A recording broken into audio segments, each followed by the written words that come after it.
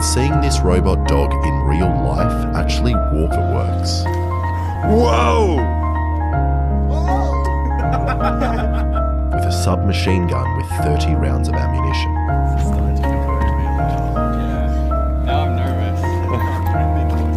And it wasn't only us being unpredictable. Based on how much it loved to jump around, I don't think we can really be behind him. So the plan is to hide. And then Brandon cocked the first round and we were ready for the real test.